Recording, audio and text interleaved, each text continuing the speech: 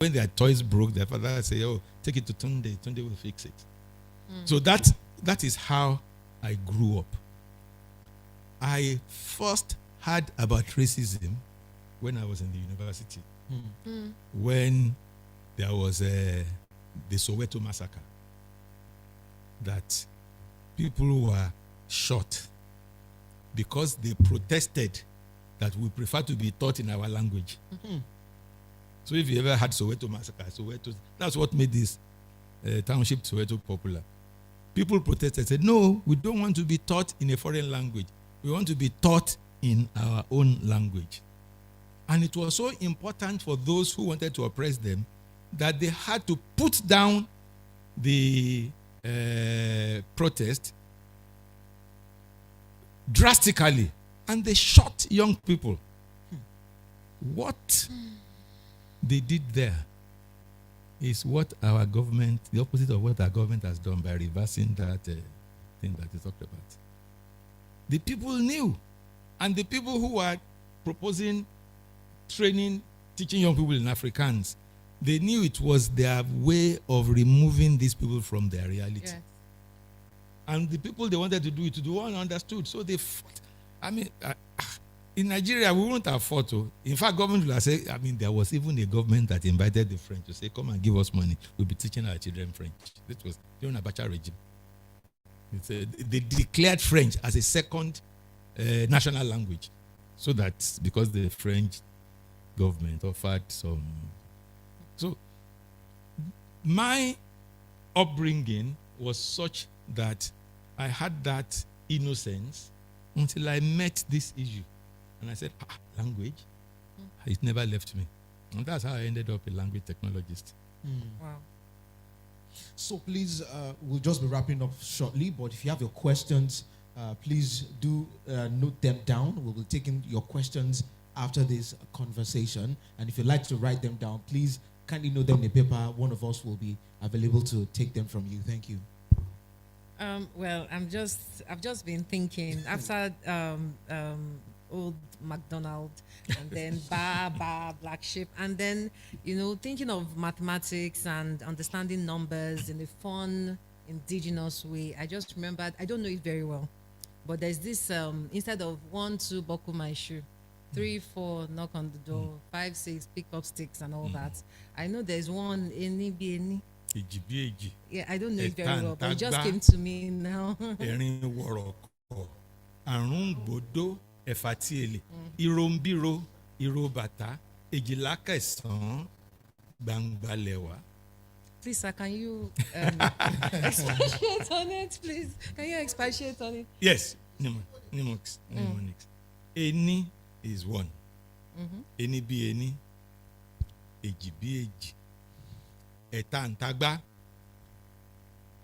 When you go to the market to buy yams, they are usually sold not in single pieces. Well, these days because of economy. You can even buy half now. But you buy ile, they put a few together. In those days, when they sold calabashes, they sell them in trials. Meta non tagba and eta tagba. So that even gives us kind of a cultural history. You see, this is the power of language. I told you before, this thing we call language, your reality, your history, where you are coming from, is all packed into it. So when a day, one day hero, we use it to bind thought. And also we use it to bind each other. The speakers of the language. Because language is not only a means of communication, it is also a means of identity. Right. So, in both senses, it is an ede, that with which you bind thought to make it concrete so that you can express it and pass it to the other person, and also which binds a people together. That's why the English are called English. The French are called French. The Igbo are called Igbo. You are described by that binds you together, that makes you you. So on this AD, I'd like you to do an assessment test for us? Please now. Tagba la shiwa now. I'm sorry, but Please go on, sir. Yeah, well, beyond that, so some of these things become antiquated, and you may not be able to relate to the realities. But at the end of the day, you see that, like he said, mnemonics, just rhymes that will make you remember it. Because what you want to do is make the child remember that it is 1, 2, 3, 4, 5, 6, 7, or to 10. And once you get to 10, you can get all the other numbers. So you attach, and you know, okay, 1 to buckle my shoe. So what is buckle about? 1 and 2. shoe and 2. Shoe and 2, okay. Rhyme. Yes. Yes.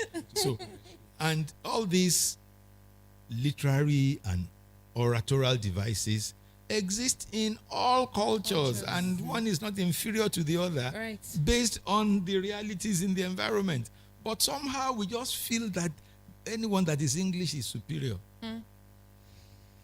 Okay, so to this Ede, you can have your Ede now, because I'm sorry to bring this in. When you said Ede, I think the Ero. thoughts, Ero, Yes. and then Ede binds the people. Yes. And it just occurred to me that there are some places that you get to, and you want to say something, but because this person doesn't understand Yoruba, Exactly. you are forced to say it in English, and so everybody knows the secret I wanted to pass, or the ofofo I want to do, You and see, so it becomes hard. It's even the fundamental is that person has untied himself from that Ede. Once you lose that language, once you don't have that Ede, you are not tied to the people you should be tied to. And the people you are not tied, you are now tied to by open the door down language. They notice, they say, what kind of string is this one bringing to tie us? I beg, take your own. So that these are the kind of things you lose when you lose that tie. Apart from even talking secrets, it's supposed to be the way that you are able to express yourself naturally. And if you go and look at all those popular musicians these days, apart from maybe the Ashakes of this world who unashamedly sing in Yoruba, Brimo.